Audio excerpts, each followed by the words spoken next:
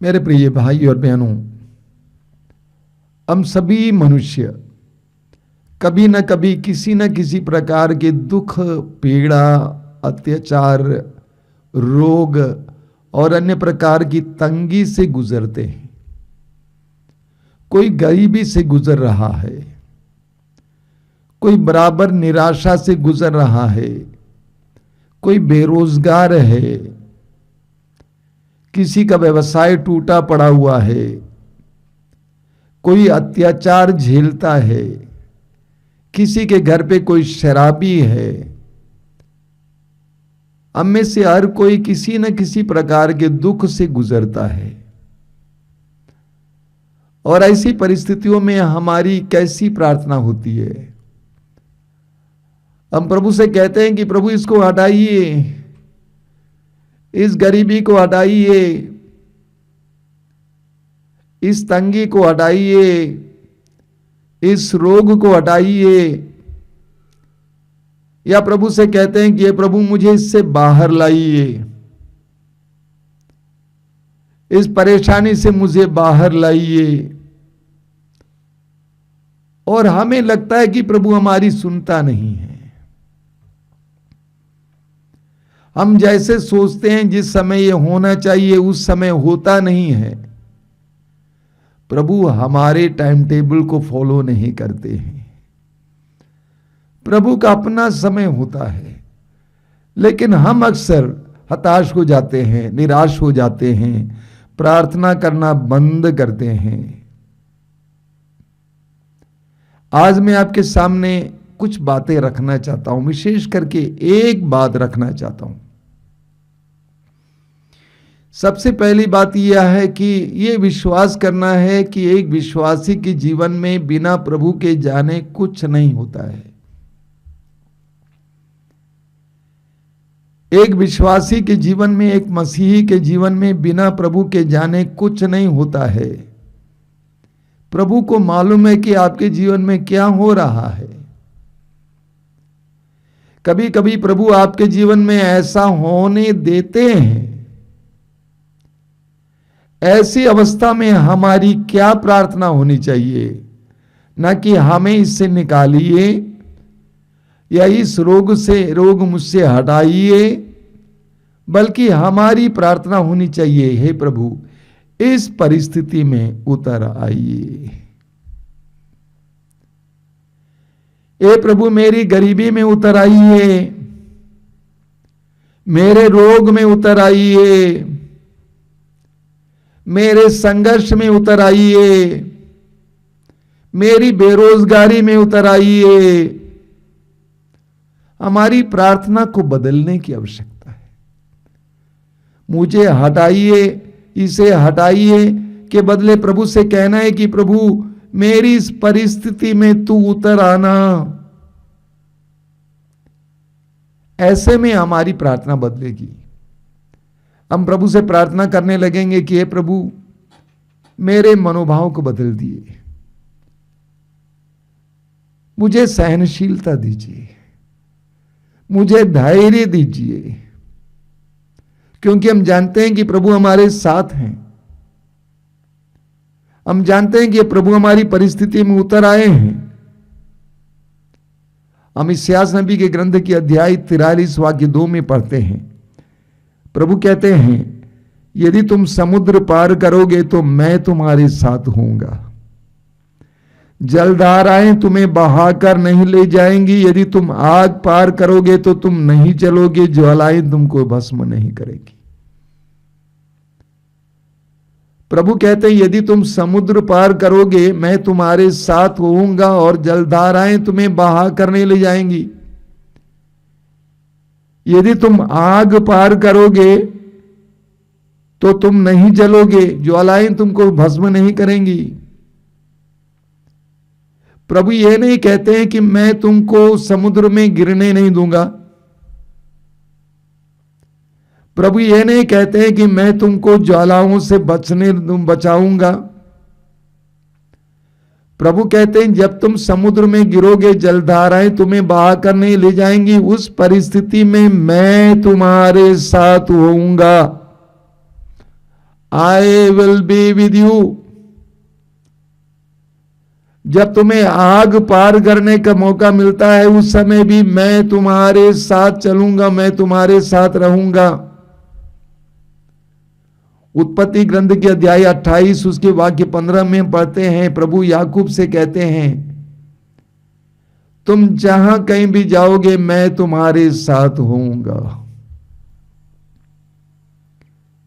तुम जहां कहीं भी होगे मैं तुम्हारे साथ होऊंगा। निर्गमन ग्रंथ अध्याय 33 में मूसा ने प्रभु से कहा कि यदि तू हमारे साथ नहीं चलेगा तो हमें आगे बढ़ने की आज्ञा मत दीजिए। प्रभु ने कहा तुम्हारी प्रार्थना मैंने सुन ली है, तुम जहां कहीं भी जाओगे मैं तुम्हारे साथ होऊंगा।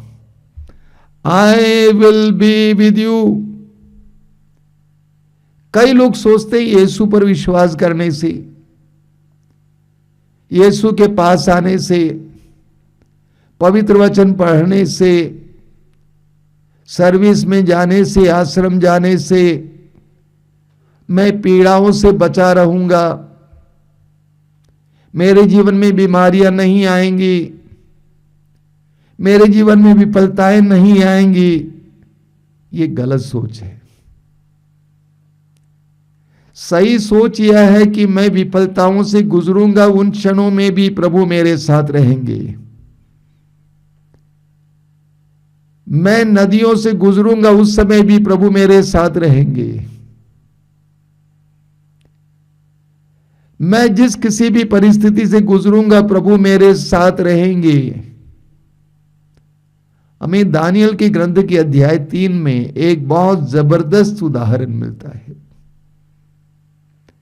दानियल और उनके मित्र परदेश में बाबुल में रह रहे थे। वे इस्राएल से गुलाम की तरह बाबुल लाए गए थे, लेकिन वे राज दरबार में ही थे क्योंकि राजा उनको बहुत प्रेम करता था। राजा ने एक बहुत विशाल मूर्ति की स्थापना की और कहा कि जब संगीत साज बजेगा तो सभी लोग दंडवत करके उसकी आराधना करेंगे। दानियल के 3 युवा मित्रों ने इनकार किया।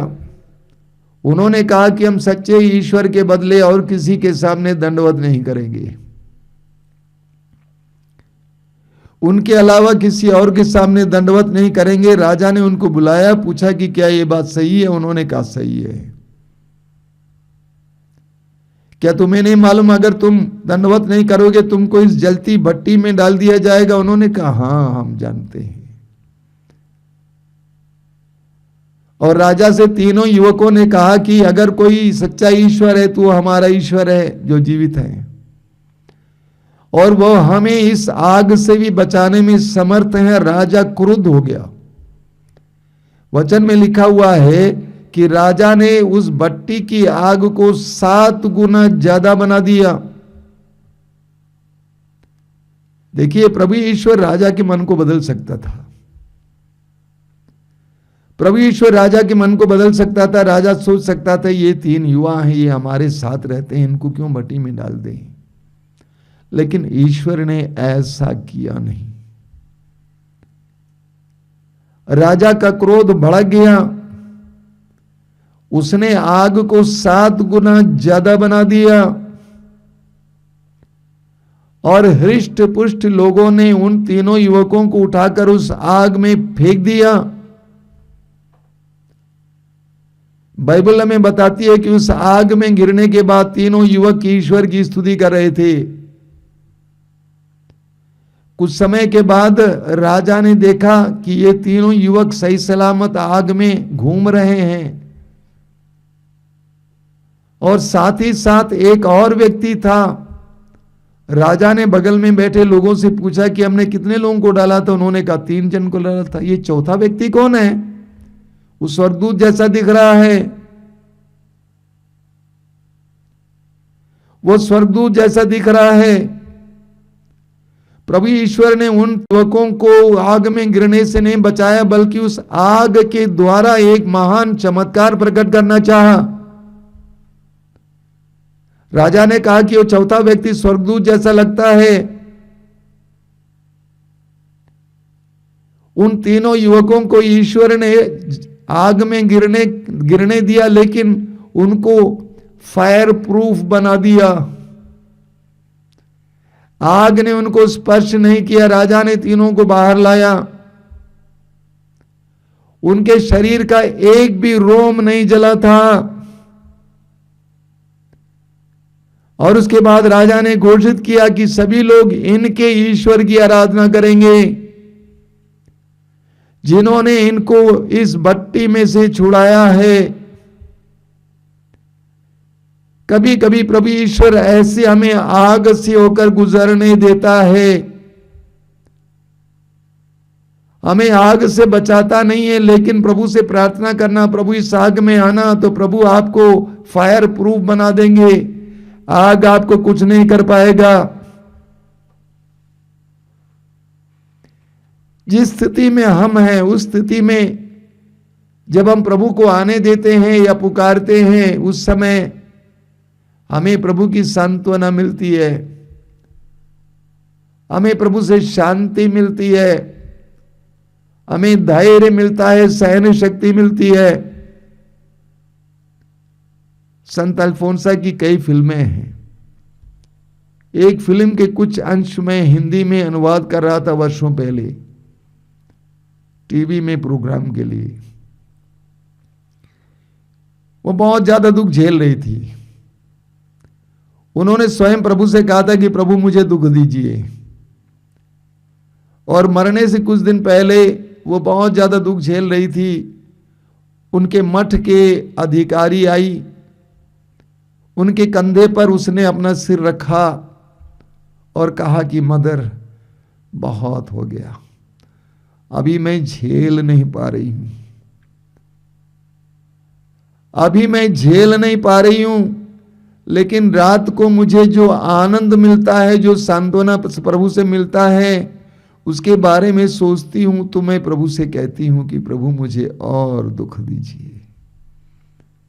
जानते हैं, जब आप दुख में हैं, आप पीड़ा में हैं, आप प्रभु के पास जाते हैं, दुनिया के पास, लोगों के पास नहीं जाते हैं, प्रभु से प्रार्थना करने लगते हैं, उस समय जो आपको सांत्वना मिलती है ना, इस दुनिया की किसी भी चीज से उसकी तुलना नहीं की जा सकती है। वो सांत्वना इतनी मीठी होती है। कई लोग दुख लेकर यहां वहां भटकते हैं, लेकिन दुख लेकर जब हम प्रभु के पास जाते हैं और उस दुख को प्रभु को समर्पित करते हैं, उस दुख में प्रभु का स्वागत करते हैं, तो आपको जो प्रभु से सांत्वना मिलेगी, ये सांत्वना अन्य किसी चीज से भी बहुत कीमती और महत्वपूर्ण और मीठी है। अक्सर क्या होता है, अक्सर जब हमारे जीवन में दुख पीड़ाएं आते हैं तो हम इस इंतजार में रहते हैं कि किस समय प्रभु इस दुख को हटा देगा।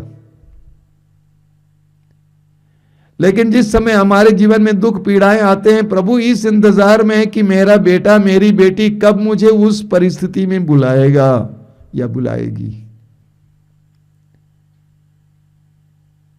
प्रभु इस इंतजार में है कि आपकी परिस्थिति में आ जाएं, लेकिन उसके लिए आपको प्रभु को पुकारना होगा, बुलाना होगा। प्रभु मेरी इस परिस्थिति में आइए, इस गरीबी में आइए, इस रोग में आइए, इस पीड़ा में आइए, इस बेरोजगारी में आइए, इस तंगी में आइए, इस अत्याचार में आइए, इस जेल में आइए। हमें प्रभु का स्वागत करना है अपनी परिस्थिति में, ना कि प्रभु से कहना है कि इसको हटाइए मेरे जीवन से। इस्यास नबी अध्याय 48 वाक्य 10, इस्यास अध्याय 48 वाक्य 10 में प्रभु कहते हैं, मैंने तुम्हें विपत्ति की भट्टी में परिष्कार किया है। मैंने तुम्हें विपत्ति की भट्टी में परिष्कार किया है। प्रभु हमें विपत्ति से होकर गुजरने देते हैं, दुख से होकर गुजरने देते हैं। जिस तरह सोना आग में गिरने के बाद ही उसका वो रंग बाहर आ जाता है, वो चमकने लगता है, उसी तरह प्रभु हमारे जीवन में भी दुख से हमें गुजरने देते हैं।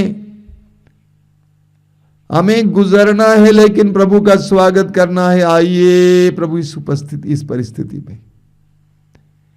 बाइबल में बार बार हमें बताया गया है कि प्रभु कहते हैं कि मैं तुम्हारे साथ रहूंगा।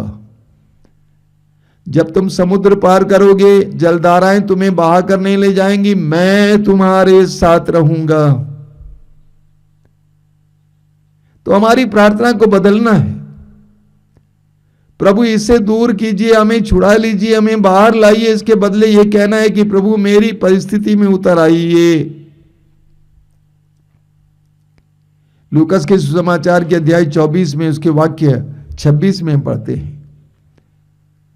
प्रभु यीशु के 2 शिष्य प्रभु की मृत्यु के बाद बड़े दुखी होकर एमाउस नामक गांव की ओर जा रहे थे।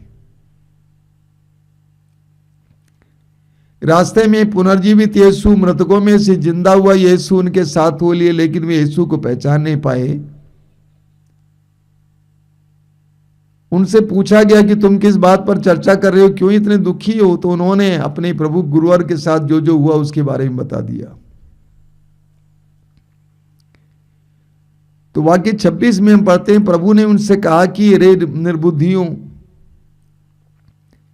क्या तुम्हें नहीं मालूम था कि मानव पुत्र को मसीह को दुख भोगना और इसके द्वारा महिमा में प्रवेश करना है? मसीह को दुख भोगना और उसके द्वारा महिमा में प्रवेश करना है। एक विश्वासी या मसीह के जीवन में यह धारणा होनी चाहिए। दुख हमारे जीवन का एक अभिन्न हिस्सा है। कहा जाता है, no Christ without cross and no Christian without suffering. बिना क्रूस का क्रिस्त नहीं और बिना दुख का मसीही नहीं। दुख हमारे जीवन का हिस्सा है। लूकास के समाचार के अध्याय 9 वाक्य 23 और 24 में प्रभु कहते हैं, यदि कोई मेरा अनुसरण करना चाहे, आत्मत्याग करें और प्रतिदिन अपना क्रूस उठाकर मेरे पीछे हो लें। तो हमारे दुखों के द्वारा प्रभु हमारे जीवन में महिमा प्रकट करने वाले हैं। वे 3 युवक जो भट्टी में डाले गए थे, उन्होंने इस परिस्थिति को ग्रहण किया और ईश्वर की स्तुति करना शुरू किया। ईश्वर ने उस भट्टी के द्वारा उस भट्टी में अपनी महिमा प्रकट की। प्रभु हमारे भी जीवन में हमारे दुखों के द्वारा महिमा प्रकट करना चाहते हैं। तो जब हम दुख से होकर गुजरते हैं, उस समय हम जानते हैं कि प्रभु हमें उस दुख से बचाएंगे। लेकिन उस समय प्रभु से यह कहना है कि प्रभु इस दुख में, इस पीड़ा में उतर आइए।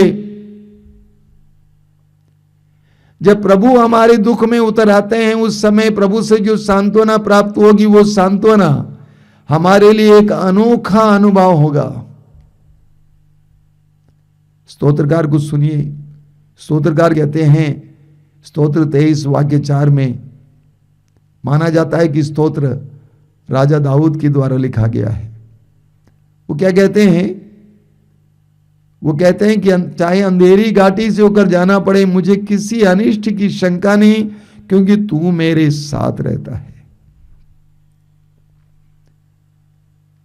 चाहे अंधेरी घाटी होकर जाना पड़े, मुझे किसी अनिष्ट की शंका नहीं, क्योंकि तू मेरे साथ रहता है। चाहे अंधेरी घाटी होकर जाना पड़े,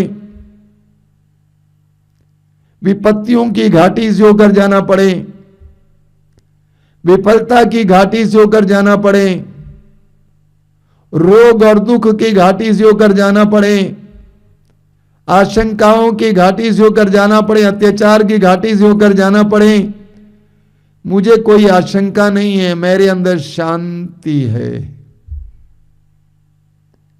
क्यों? क्योंकि मैं जानता हूं कि उस समय भी तू मेरे साथ रहता है। मेरा पति मेरे साथ अच्छा व्यवहार नहीं करता है, मेरे बच्चे अच्छा व्यवहार नहीं करते हैं, उन क्षणों में भी मैं जानता हूं कि प्रभु मेरे साथ रहते हैं। जब मेरा व्यवसाय टूट गया है, आय के लिए कोई मार्ग नहीं है, उस समय भी मैं शांति में रहूंगा, क्योंकि मैं जानता हूं कि मेरा प्रभु मेरे साथ रहता है।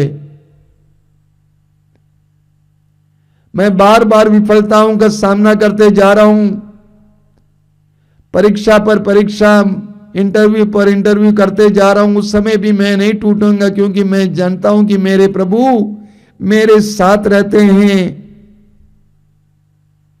बड़ी अजीब बात है, मार्कुस के सुसमाचार के अध्याय 6 में हम पढ़ते हैं, उसके वाक्य 35 में, पूरे अध्याय में प्रभु यीशु अपने शिष्यों के साथ नाव में बैठकर झील पार कर रहे थे। नाव झील के बीचों बीच पहुंच गई, तब अचानक आंधी उठी, लहरें ऊपर आने लगी और नाव पानी से ढकी जा रही थी, भरी जा रही थी। सारे शिष्य घबरा गए, भागे यीशु की ओर, दौड़े यीशु की ओर। यीशु सोए हुए थे, यीशु को जगाए। क्या कि प्रभु आपको चिंता नहीं है, हम डूब रहे हैं। उनको आशंकित होने का कोई कारण नहीं था, शंका करने का कोई कारण नहीं था, डरने का कोई कारण नहीं था, क्योंकि उन्होंने स्वयं देखा है कि यीशु ने कैसे 5 रोटियों से 5,000 से भी ज्यादा लोगों को खिलाया है। उन्होंने स्वयं देखा है कि यीशु ने कैसे लंगड़ों को चंगा किया है। उन्होंने स्वयं देखा कि यीशु ने कैसे मृतकों को जिलाया है। वे स्वयं जानते थे कि प्रकृति पर शक्ति रखने वाला प्रभु उनके साथ है। इसके बावजूद वे घबरा गए, वे डर गए। कभी कभी हमारे जीवन में भी कुछ ऐसा ही होता है। हम जानते हैं कि प्रभु हमारे साथ हैं, इसके बावजूद हम लोग घबरा जाते हैं। हम कहते हैं प्रभु मुझे छुड़ाइए, इसको हटाइए। आज हमें प्रार्थना करनी है, प्रभु हमारी परिस्थितियों में उतर आइए, प्रभु हमारी परिस्थितियों में उतर आइए। जब प्रभु हमारी परिस्थितियों में उतर आएंगे तो हमें प्रभु की शांति का एहसास होगा। वे 3 युवक भट्टी में डाल दिए गए थे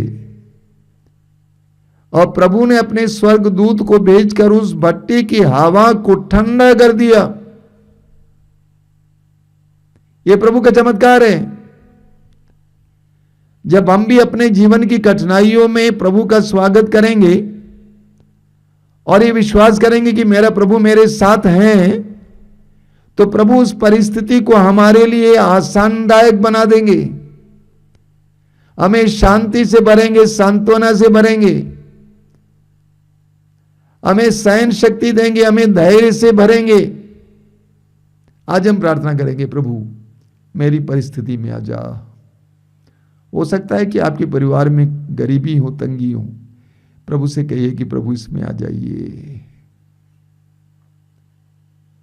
हो सकता है कि आप बेरोजगार हो, कई दिनों से रोजगार ढूंढते ढूंढते थक गए हों, उस थके हुए अवस्था में यीशु का स्वागत कीजिए। हो सकता है अपने परिवार में आपका तिरस्कार का अनुभव हो रहा हो, उस तिरस्कार के अनुभव में यीशु का स्वागत कीजिए। आइए यीशु। हो सकता है कि आपके ऊपर अत्याचार हो रहा हो, आप अच्छे जीवन जी रहे, इसके बावजूद आपके ऊपर अत्याचार हो रहा हो, प्रभु के नाम के कारण या किसी भी कारणवश। प्रभु से कहिए कि प्रभु मेरी इस परिस्थिति में उतर आइए। हो सकता है कि आप शारीरिक रूप से बीमार हैं, डॉक्टरों ने आपको छोड़ दिया है, आपको लगता है कि बस मौत ही रह गई है आपके सामने। ऐसी परिस्थिति में प्रभु से कहिए कि प्रभु मेरी परिस्थिति में उतर आइए। आवश्यकता है कि प्रभु हमारी परिस्थिति में उतर आए, हमारी परिस्थिति बदल जाएगी, अंततः प्रभु हमें उससे बाहर ले आएंगे। आज अपनी परिस्थिति को प्रभु को समर्पित करना, प्रभु को अपनी परिस्थिति में स्वागत करना। आज के सत्संग के बाद, सत्संग के दौरान भी, इस सत्संग के बाद, इस प्रार्थना के बाद अकेले बैठना, अपनी परिस्थितियों को याद करना जिसके बारे में आप बहुत ज्यादा चिंतित हैं, रोते हैं और प्रभु से प्रार्थना करते रहते हैं। प्रभु से कहना कि प्रभु मैं नहीं कहता हूं कि तू उसको हटा ले, बल्कि तू उस परिस्थिति में उतर आ। जिस तरह प्रभु यीशु ने कहा हे पिता इस कटोरे को हटा ले, लेकिन अंत में इस प्रभु ने क्या कहा, मेरी इच्छा नहीं तेरी इच्छा पूरी हो। यानी प्रभु यीशु ने ईश्वर को उस परिस्थिति में आने दिया। जब प्रभु यीशु ने उस परिस्थिति में ईश्वर को आने दिया, उस समय से उनका दुख, उनका जो क्रूस हल्का हो गया, उन्हें शांति मिली, उन्हें धैर्य मिला, उन्हें सहन शक्ति मिली। आज हम प्रभु को अपनी परिस्थिति में बुलाएं, कुछ देर हम प्रार्थना भी बिताएंगे। आंखें बंद कीजिए।